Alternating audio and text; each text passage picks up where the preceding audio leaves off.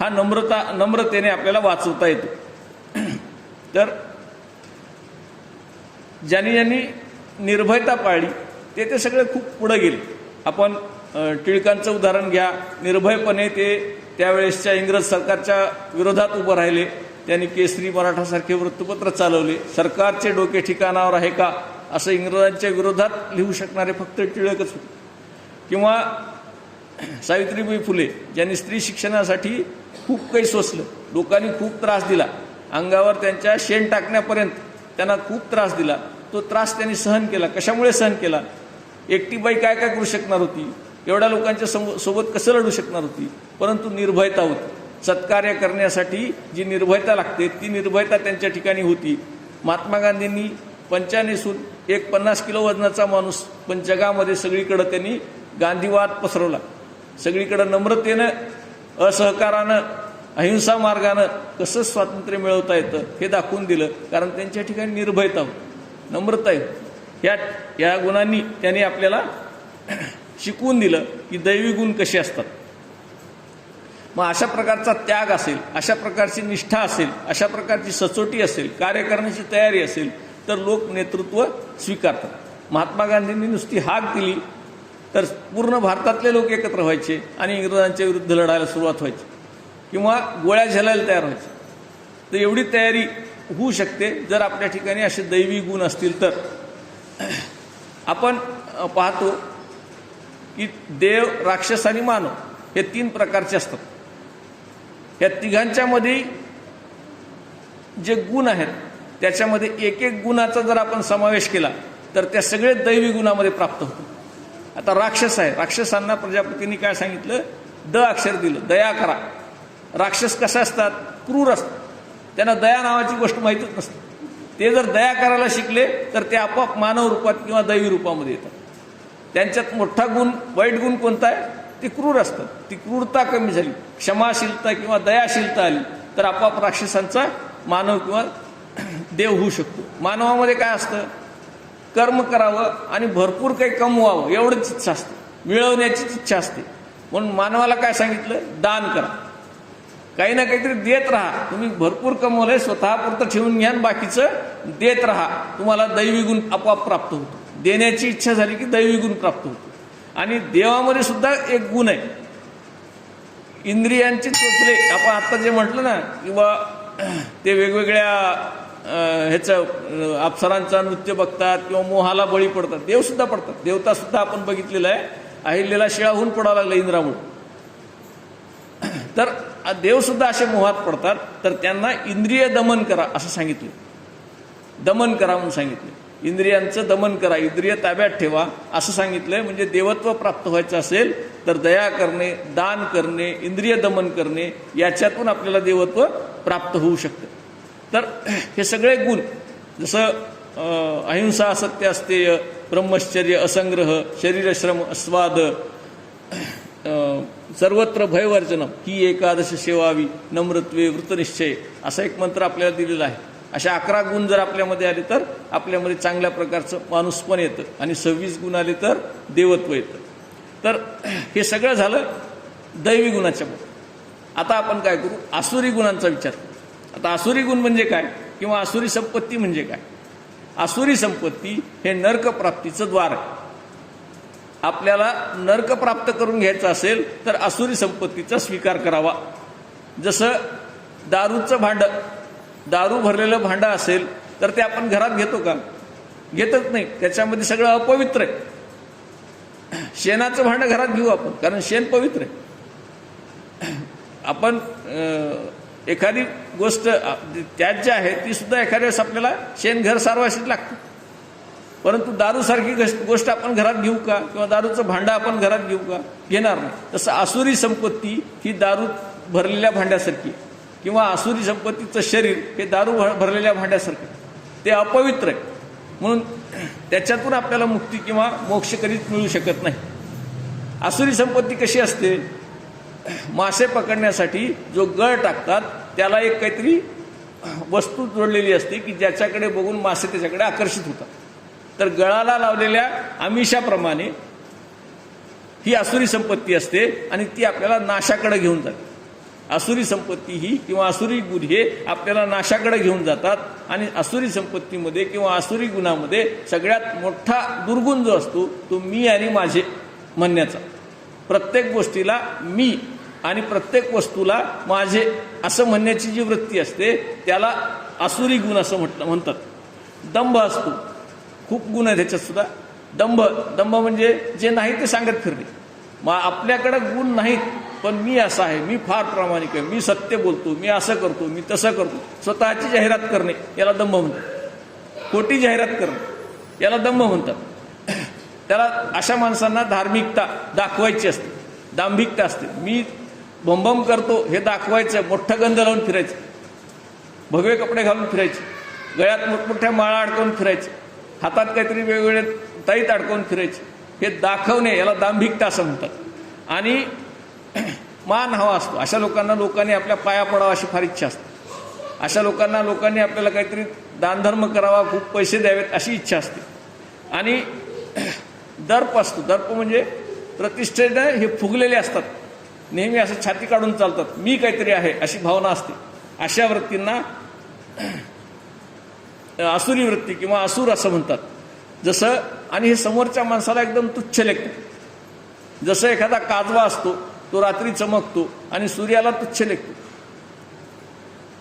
टिटवी समुद्राला तुच्छ लेखते. असं छोटी वस्तू मोठ्या वस्तूला तुच्छ लेखते. तसं हे लोक छोटे असतात पण स्वतःला मोठं दाखवतात आणि दुसऱ्याला तुच्छ लेखतात. त्यांच्यामध्ये क्रोध असतो, राग असतो. खूप राग कशामुळे असतो? जी वस्तू आपल्याला पाहिजे ती नाही मिळाली की माणसाला राग येतो, असा क्रोध असतो. निष्ठुरता असते. ती वस्तू मिळवण्यासाठी हे कोणत्याही पातळीला जाऊ शकतात. म्हणजे पहिल्यांदा लोभ होतो किंवा काम जागा होतो, इच्छा जागी होते, त्याच्यातून लोभ होतो, मोह होतो.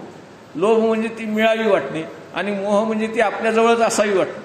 आपल्याला एक 5 किलो सोनं पाहिजे, 5 किलो सोनं मिळावं वाटणं वेगळं आणि मिळाल्यानंतर ते आपल्याकडेच असावं, दुसऱ्याकडे जाऊ नये अशी इच्छा होणे. क्रोध आहे, लोभ आहे, मोह आहे, मत्सर, द्वेष. दुसऱ्या आपलं जे घर आहे ते सगळ्या गावात सगळ्यात चांगलं माझंच असावं. दुसऱ्याचं आपलं 2 मजली आणि दुसऱ्याचं 3 मजली झालं की यांच्या पोटात दुखायला सुरुवात होते. याला आसुरी वृत्ती म्हणायची. आपलंच घर फक्त सगळ्यात मोठं सगळ्यात चांगलं असं लोकांनी म्हणावं, आपल्यालाच लोकांनी चांगलं म्हणावं अशी भावना असते. अज्ञान असतं. अज्ञान म्हणजे चांगल्या कर्माबद्दल, ईश्वराबद्दल ज्ञान नसणे याला अज्ञान असं म्हणतात. अज्ञान असणे, कर्तव्य आणि अकर्तव्य, काय करावं आणि काय करू नये याची जाणीव नसणे, योग्य किंवा अयोग्य, काय योग्य काय अयोग्य याची जाणीव नसणे याला आसुरी संपत्ती असं म्हटलेलं आहे. अज्ञान, या अज्ञानातून गुन्हे घडतात, पाप घडतं. समजा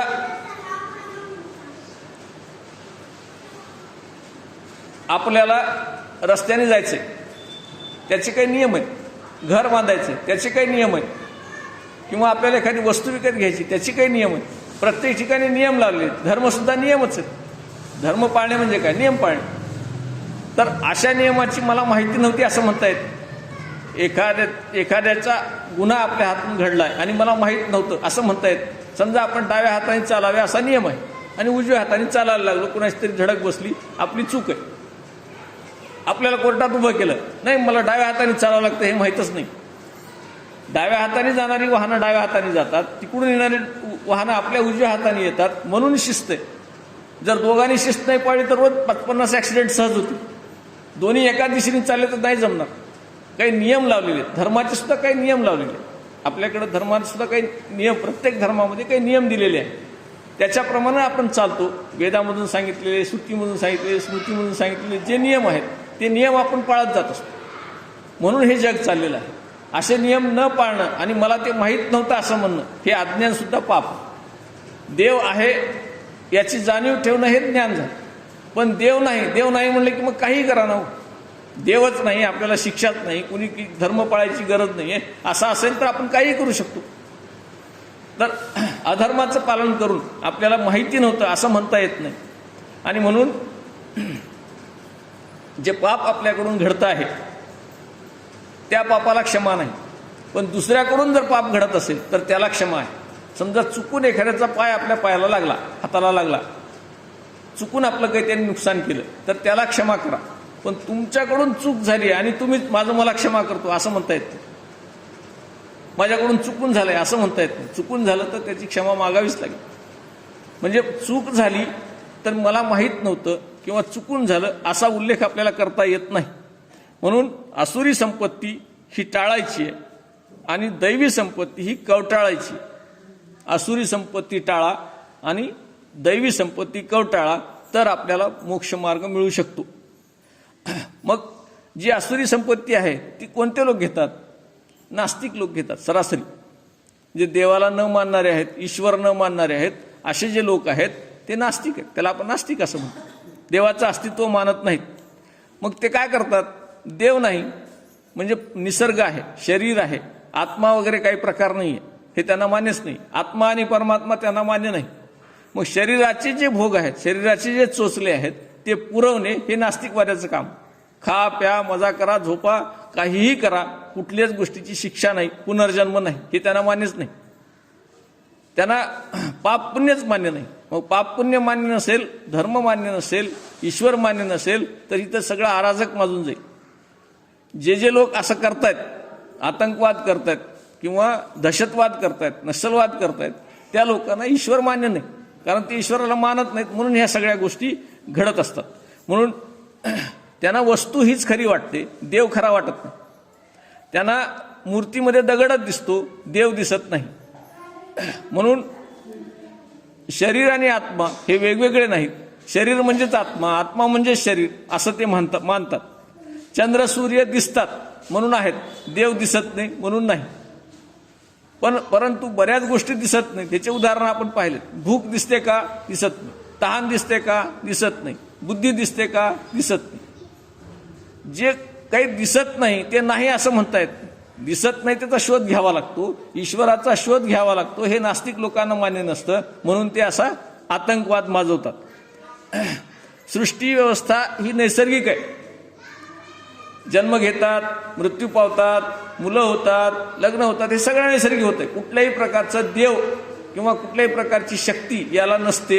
हे नैसर्गिकपणे सगळं होत असतं असं त्यांची वृत्ती असते. त्यांना पुनर्जन्म मान्य नसतो. आणि आपल्याला जो देव दिसतो तो केवळ आपण ध्यास घेतल्यामुळे दिसतो असं ते म्हणतात. म्हणजे कसं, आपण दिवसभर जे पाहतो, ज्याचा विचार करतो ते आपल्याला स्वप्नात दिसतं. तसं देव ज्यांना दिसला त्यांनी त्याचा ध्यास घेतला म्हणून दिसता, असा प्रकारचा देव कुठेही नसतो असं त्यांचं मत असतं. परंतु याच्यामुळे होतं काय? अमेरिकेमध्ये सगळ्या प्रकारची सुबत्ता आहे, सगळ्या प्रकारचे शोध आहेत, प्रत्येक गोष्ट तिथं भरपूर प्रमाणात उपलब्ध आहे, सगळ्या प्रकारचं सुख आहे. परंतु तिथे मनाची अवस्था ठीक नाही. मनोरुग्णांची संख्या जास्त आहे, वेड्यांची संख्या अमेरिकेमध्ये जास्त आहे. चांगली माणसं सुद्धा तिथे वेडे व्हायला लागली. कशामुळे व्हायला लागलेत? सगळ्या सुबत्ता आहेत परंतु या ईश्वराचं अस्तित्व, या देवाचं अस्तित्व किंवा पाप पुण्याची भीती ह्या गोष्टी तिथे नाहीत. तिथं शाळेतली मुलं सुद्धा बंदूक घेऊन येतात. म्हणजे त्यांना काय करावं काय करू नये याची बुद्धी त्यांच्याकडे नाही आहे. म्हणून आपण शरीर आणि आत्मा याचं पृथक्करण जेव्हा करतो तेव्हाच आपल्याला ईश्वरवाद मान्य होतो. शरीरालाच आपण आत्मा म्हणायला लागलो की आपला ईश्वरवाद गळून पडतो आणि निरीश्वरवाद सुरू होतो. ईश्वरवाद कसा असतो? आपल्याला जेवणात सुख आहे का उपवासात सुख आहे? विचार करा.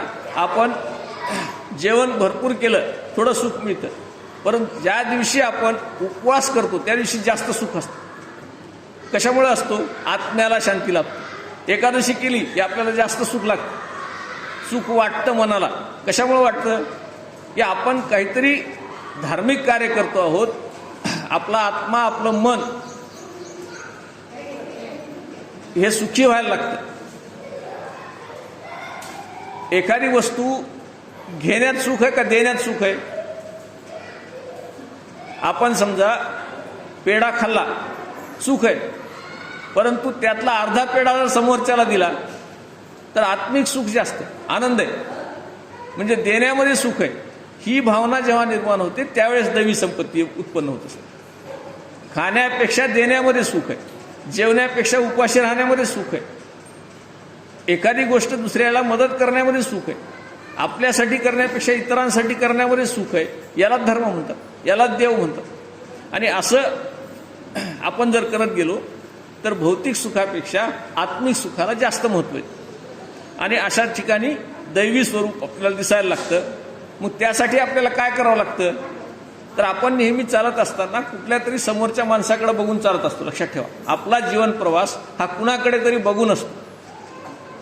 मग आपल्याला कधी पंतप्रधान आदर्श वाटायला लागतात, कधी एखादा बिझनेसमन मोठा आदर्श वाटायला लागतो, कधी एखादा पदावरचा माणूस आदर्श वाटायला लागतो. त्याच्याऐवजी ऋषीमुनी जर आपले आदर्श असतील तर आपली वाटचाल दैवी गुणाकडे व्हायला लागते. म्हणून ऋषीमुनींचा, महात्म्यांचा आदर्श हा सातत्याने समोर ठेवावा लागतो. मग पुनर्जन्म, ईश्वर ह्या गोष्टी मान्य केल्या की आपोआप पाप पुण्याच्या कल्पना येतात आणि आपली वाटचाल चांगल्या दिशेनं व्हायला लागते.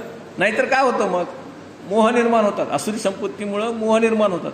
एखादी व्यक्ती असेल, त्याला पत्नी आहे, मुलं आहेत, परंतु त्याच्या जीवनामध्ये एखादी दुसरी स्त्री आली तर त्याला मोह निर्माण होतो. आणि मोह निर्माण झाला की त्याच्यातून वेगवेगळे प्रकार निर्माण होतात. खून होतात, मारामाऱ्या होतात, भांडणे होतात, कलह होतात. पहिली पत्नी सोडून जाते, दुसऱ्या पत्नीमुळे त्याला जेलमध्ये जावं लागतं. असं सर्वनाशाकडे वाटचाल अशा मोहातून निर्माण होत असते. म्हणून शास्त्रांचा अभ्यास करावा. शास्त्रांचा अभ्यास म्हणजे कसा, जे जीवाचं ज्ञान देतात ते जीवशास्त्र, जे जगाचं ज्ञान देतात ते भौतिकशास्त्र, आणि जे ईश्वराचं ज्ञान देतात ती खरी पुराणशास्त्र. त्याचा अभ्यास आपल्याला करावा लागतो. जसं आपल्या शरीराचं ज्ञान कुणाला असतं, डॉक्टरांना असतं. ते बहुमतावर नाही अवलंबून. आपल्या घरातल्या सगळ्या माणसांनी म्हणजे ताप आले, ह्या माणसाला, व्यक्तीला ताप आली असं म्हटलं तर ते मान्य होणार नाही. त्याला डॉक्टरनीच सांगावं लागतं ह्याला ताप आली की नाही. तर त्याच्यातला तो तज्ज्ञ असतो. तसं इंजिनियर आहे, घर बांधायचं आपल्याला. आपण असं बांधू तसं बांधू किती म्हणून उपयोग नाही. जर घर मजबूत व्हायचं असेल, चांगलं व्हायचं असेल, सुंदर व्हायचं असेल, आपल्या शास्त्राप्रमाणे व्हायचं असेल तर इंजिनियरला बोलवावं लागतं. तसं आपलं जीवन चांगलं व्हायचं असेल तर संतांना बोलवावं लागतं, एखाद्या ऋषीमुनीला बोलवावं लागतं. आणि त्यांचा आदर्श किंवा त्यांना गुरु करून आपल्याला त्या ऋषीमुनींचं म्हणणं मान्य करावं लागतं. मग ग्रंथाला पण आपण गुरु करू शकतो. आपल्याला सद्गुरू शोधावा लागतो. म्हणून तज्ज्ञाच्या मताप्रमाणे जसं आपण आपलं शरीर दुरुस्त करतो, तज्ज्ञाच्या मताप्रमाणे जसं आपण आपलं घर दुरुस्त करतो, तसं तज्ज्ञाच्या म्हणजे ऋषीमुनींच्या मताप्रमाणे आपल्याला आपलं जीवन दुरुस्त करावं लागतं किंवा दैवी संपत्तीकडे न्यावं लागतं. जर आपलं जीवन बिघडलं, म्हणजे आता एखादी वस्तू बिघडली, आपल्या घरी मिक्सर असेल, कूलर असेल, गाडी असेल किंवा एखादं यंत्र असेल, तर ते जर बिघडलं तर आपण काय करतो, त्या तज्ज्ञाला बोलवतो. त्या क्षेत्रातला जो प्रमुख माणूस आहे त्याला बोलवतो आणि त्याच्याकडून ते दुरुस्त करून घेतो. तर असं बिघडलेलं यंत्र दुरुस्त करण्यासाठी त्या क्षेत्रातला तज्ज्ञ मागवावा लागतो. तसं आपलं जर बिघडलं यंत्र तर आपल्याला याच्यातला तज्ज्ञ म्हणजे संत किंवा ऋषीमुनींना बोलवावं लागतं आणि त्यांच्या मार्गदर्शनाखाली आपलं जीवन घडवावं लागतं. आता बघा, एका माणसाने एक नवीन गाडी घेतली आणि त्यांनी रस्त्यावर आणली आणि तो गाड्या चालवलेला होता. त्यांनी खूप महागाची गाडी घेतली आणि रस्त्यावर चालवायला सुरुवात केली. पहिल्यांदाच गाडी नवीन आलेली आणि तिला चालवायला सुरुवात केली. 1500 किलोमीटर तो फिरून आला, परंतु ही फिरवताना ती गाडी बिघडली. नवीन गाडी एकदम बिघडली. तो परत त्या गॅरेज मालकाकडे गेला आणि त्यांना सांगितलं की शोरूममध्ये, ही गाडी एवढ्या लवकर कशी काय बिघडली? अहो, मी एवढे 1 कोटी रुपये मोजलेत ह्या गाडीसाठी, एवढे पैसे मोजलेत, एवढी भारीची गाडी मी घेतली आणि आज एका दिवसात बिघडून गेली. एका दिवसात ही गाडी बिघडते कशी? तर त्यांनी सांगितलं की आपण जेव्हा वस्तू घेतो त्यावेळेस वस्तूची पावती घेतो की नाही, गॅरंटी कार्ड घेतो. आणि ते गॅरंटी कार्ड घेत असताना एक छोटं पुस्तक त्याच्यासोबत येतं. आपण मिक्सर घ्या, एक छोटं पुस्तक येतं. फ्रीज घ्या, एक छोटं पुस्तक येतं. गाडी घ्या, एक छोटं पुस्तक येतं. प्रत्येक वस्तू घेत असताना त्याच्यासोबत एक माहिती पुस्तिका येते. औषध जरी असेल तर औषधाची माहिती देणारं एक छोटं मध्ये एक कागद येतं. लक्षात घ्या. ते कसं घ्यायचं, जेवणानंतर घ्यायचं, जेवणाच्या आधी घ्यायचं, त्याचं एक कागद येतो सोबत. तसं मी तुम्हाला गाडी विकली त्यावेळेस एक पुस्तक दिलं सोबत. ते पुस्तक तुम्ही वाचा आणि त्याच्यात असं सांगितलंय की पहिल्या 500 किलोमीटरपर्यंत गाडी चालवताना याचा वेग 40च्या पुढे न्यायचा नाही. तुम्ही 100च्या वेगाने गाडी चालवली, याच्यात मर्यादा काय घातली, 40च वेग पाहिजे गाडीचा 500 किलोमीटर, त्याच्यानंतर तुम्ही वाढवा, काय हरकत नाही. तुम्ही पहिल्या दिवशी ही गाडी 100च्या वेगाने चालवली, त्याच्यामुळे ती बिघडली. कशामुळे बिघडली, तुम्ही ते पुस्तक वाचलं नाही म्हणून बिघडली. म्हणजे शास्त्राचा अभ्यास केला तर आपलं सुद्धा जीवन असं न बिघडता चालायला लागतं. म्हणून शास्त्राचा अभ्यास आवश्यक आहे आणि तेच मार्गदर्शक आहेत. संत असतील, ग्रंथ असतील, संत हे त्या क्षेत्रातले तज्ज्ञ आहेत आणि ग्रंथ हे मार्गदर्शक आहेत. तर ग्रंथांचा अभ्यास करा, संतांचा अभ्यास करा, संतांचं मार्गदर्शन घ्या आणि आपलं जीवन घडवा. अहिंसा हा जो गुण आहे, हिंसा न करणे, परंतु कधी कधी काय होतं, मोठी माणसं सुद्धा हिंसा करतात. परशुराम हे ब्राह्मण होते, परंतु त्या काळात क्षत्रियांचं प्रस्थ वाढलं होतं, क्षत्रिय अन्याय करायला लागले होते. परशुरामांच्यावर, आईवडिलांवर सुद्धा त्यांनी अन्याय केला. म्हणून परशुरामांनी शस्त्र हातात घेतलं, ब्राह्मण असताना सुद्धा क्षत्रिय झाले आणि त्यांनी त्यावेळेच्या क्षत्रियांचा संहार केला. काही क्षत्रिय राहिले, त्याच्यामुळं पुढं क्षत्रियांचे वंश वाढत गेले. वशिष्ठ आणि विश्वामित्र हे राम आणि लक्ष्मणांचे गुरु. विश्वामित्र हे सुरुवातीला क्षत्रिय होते, नंतर ब्राह्मण झाले, परंतु त्यांनी सुद्धा हिंसा घडवली. कशी घडवली, हे जे वेगवेगळे असुर होते, रावणासारखे असतील, त्यांच्या भावासारखे असतील, मंदोदरीसारखे असतील, हे शूर्पणखेसारखे असतील, हे सगळे जे राक्षस होते ते त्यावेळेसच्या संतांना किंवा ऋषीमुनींना त्रास द्यायचे. मग यांना मारायचं, काय करावं. तर त्यावेळी वशिष्ठांनी आणि विश्वामित्रांनी काय केलं, राम आणि लक्ष्मणाला सोबत घेऊन गेले, त्यांच्या हातात शस्त्र दिलं आणि त्यांच्या कर्मी हिंसा घडवली. म्हणजे ऋषीमुनींनी सुद्धा हिंसा घडवली. कोणत्या पद्धतीने, दुसऱ्याच्या हातात शस्त्र दिलं. परशुरामांनी हिंसा केली, स्वतःच्या हातात शस्त्र घेऊन. क्षत्रिय नव्हते, क्षत्रिय झाले आणि क्षत्रियाचा संहार केला. संतांनी काय केलं, संतांनी मात्र हे दोन्ही प्रकार केले नाहीत. दुसऱ्याच्या हातात शस्त्र दिलं नाही किंवा स्वतः शस्त्र घेतलं नाही. त्यांनी काय केलं, त्या शस्त्र घेणाऱ्याला किंवा अन्याय करणाऱ्याच्या मनामध्ये परिवर्तन केलं.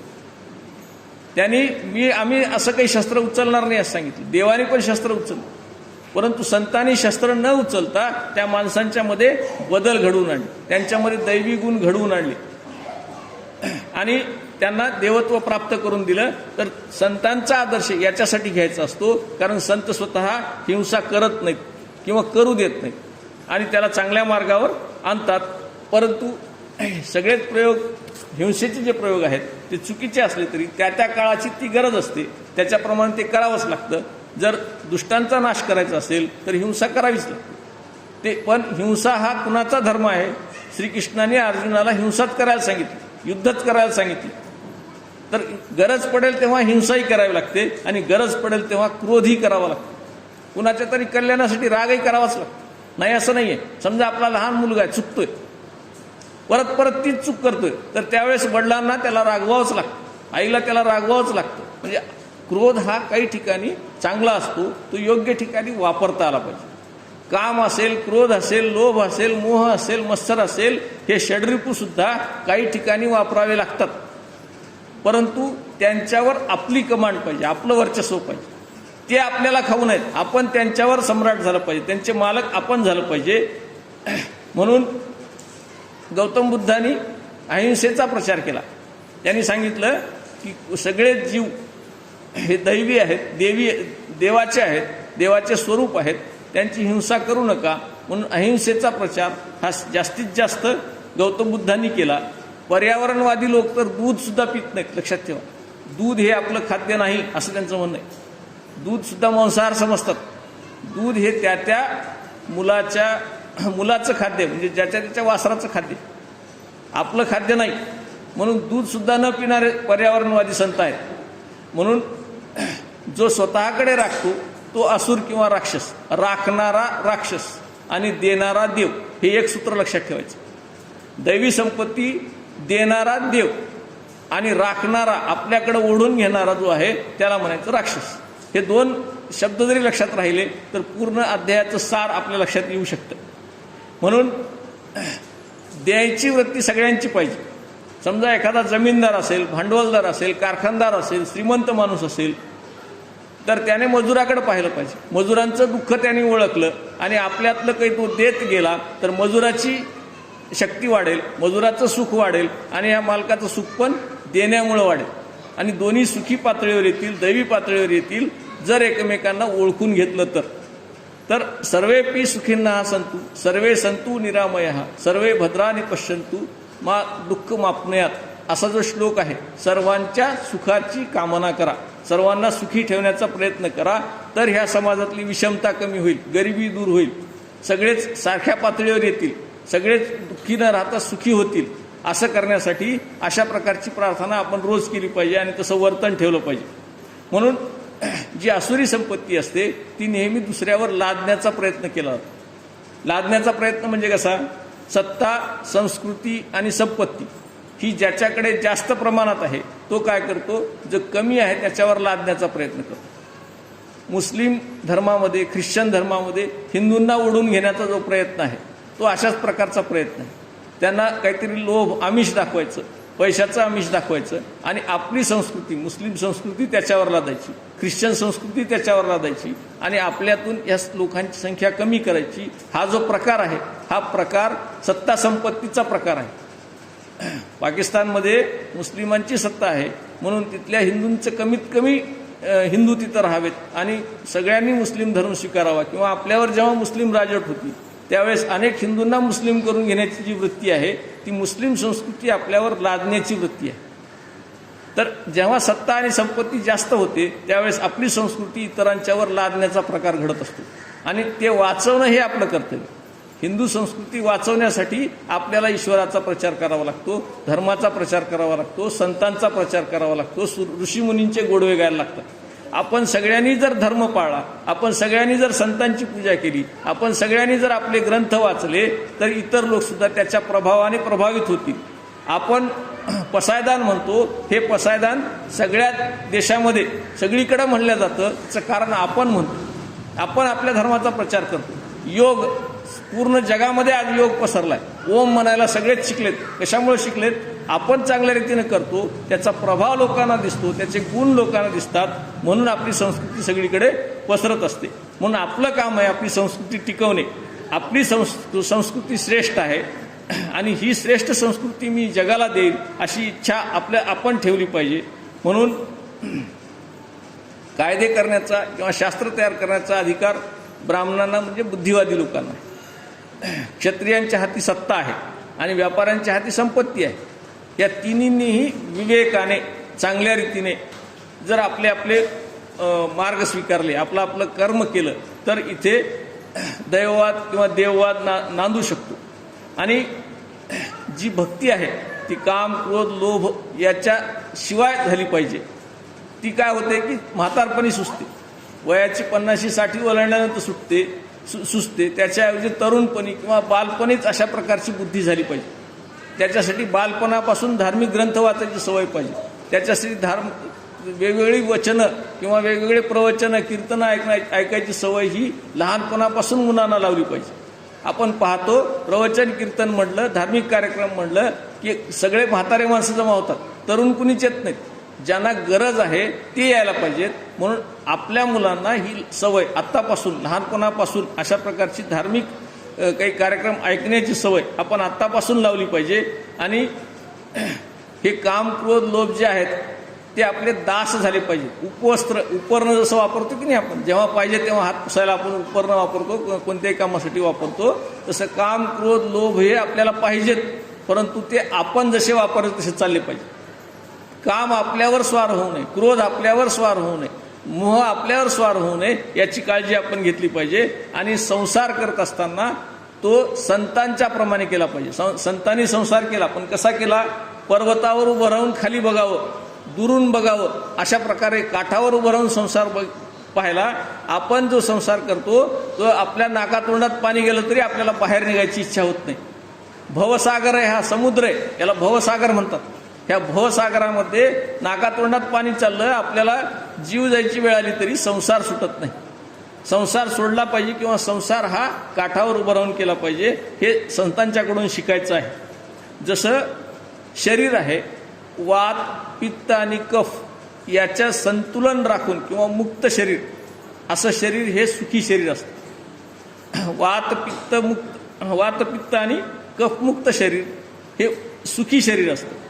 एखादं गाव सुखी केव्हा असतं? ज्या गावामध्ये चोरी होत नाही ते गाव सुखी, ज्या गावामध्ये चहाडी होत नाही, चुगली होत नाही ते गाव सुखी, किंवा शिंदळकी मुक्त, व्यभिचार ज्या गावामध्ये होत नाही असं गाव हे सुखी गाव असतं. म्हणजे शरीरामधून वात पित्त कफ गेला पाहिजे, गावामधून चहाडी चोरी शिंदळकी गेली पाहिजे, आणि आपलं अंतःकरण, सगळ्यात शेवटचा जो मुद्दा आहे तो महत्त्वाचा आहे, आपलं अंतःकरण सुद्धा तापमुक्त असलं पाहिजे. आपल्याकडे ताप कोणते कोणते आहेत? आध्यात्मिक ताप, अधिदैविक ताप आणि अधिभौतिक ताप. या तिन्ही तापातून मुक्त असलेलं शरीर, मन हे खऱ्या अर्थाने आपल्याला पुरुषोत्तम योग साधून देतं. जर आध्यात्मिक ताप म्हणजे आपल्याला देहातून किंवा इंद्रियातून जे काही आजार होतात, दुःख होतात, त्याला आपण आध्यात्मिक ताप असं म्हणतो. अधिदैविक ताप म्हणजे आपण केलेल्या पूर्वकर्माचं जे फळ आपण भोगतो, स्वर्ग असेल, नरक असेल, सुख असेल, दुःख असेल, पूर्वकर्माचं जे फळ भोगतो ते अधिदैविक ताप आहेत. आणि पंचभूत महाभूतापासून म्हणजे पृथ्वी, आप, तेज, वायू, आकाश याच्यापासून जे आपल्याला ताप होतात किंवा दुःख होतात त्याला अधिभौतिक ताप असं म्हणतात. या तिन्ही तापांनी आपलं शरीर हे आपलं जीवन हे व्यापलेलं असतं. या तिन्ही तापातून मुक्त झालो की आपण खऱ्या अर्थाने सुखी होतो. आणि हे सुख आपल्याला फक्त संतच देऊ शकतात, आपल्याला फक्त ग्रंथच देऊ शकतात, आपल्याला फक्त मंदिरच देऊ शकतात. त्याच्याशी आपण संलग्न राहिलं, देवाशी आपण संलग्न राहिलं तर तापमुक्त जीवन आपल्याला जगायला मिळतं. आणि असं तापमुक्त जीवन तुम्हाला सगळ्यांना जगायला मिळावं, पुरुषोत्तम योग तुमच्या आयुष्यात साधावा अशी इच्छा व्यक्त करून आजची सेवा सद्गुरूचरणी समर्पित करतो आणि माझे प्रवचन इथे थांबवतो. संत श्री सद्गुरु चुडामणी बालादास महाराज की, रेणुका माता की, सब संतन की जय. यानंतर आपलं पसायदान होईल आणि आजचं प्रवचन संपेल. आता विश्वात्मके देवे, येणे वाक्यज्ञ तोषावे, तोषो निमज द्यावे पसायदान हे. जे खळांची व्यंकटी सांडो, तया सत्कर्मी रती वाढो. भूता परस्परे पडो, मैत्र जीवांचे दुरितांचे तिमिर जाहो. विश्वस्वधर्म सूर्य पाहो, जो जे वांछिल तो ते लाहो. प्राणी जात वर्षत सकळ मंगळी, ईश्वर निष्ठांची मांदियाळी. अनवरत भूमंडळी, भेट तू या भूता. चला कल्पतरूंचे आरव, चेतना चिंतामणीचे गाव. बोलते जे अर्णव पियुषांचे, चंद्रमे जे आलांछन. मार्तंड जे तापहीन, ते सर्वाही सदा सज्जन. सोय रे हो तू किंबहुना सर्वसुखी, पूर्ण होऊनी ती लोकी. भज जो आदिपुरुखी, अखंडित आणि ग्रंथोपजीविये. विशेषी लोकी इये, दृष्टादृष्ट विजये होवा वेजी. एथ म्हणे श्री विश्वेश्वरावो, हा होईल दान पसावो. येणे वरे ज्ञान देवो, सुखिया झाला. येणे वरे ज्ञान देवो, सुखिया झाला. येणे वरे ज्ञान देवो, सुखिया झाला. जय जय रघुवीर समर्थ.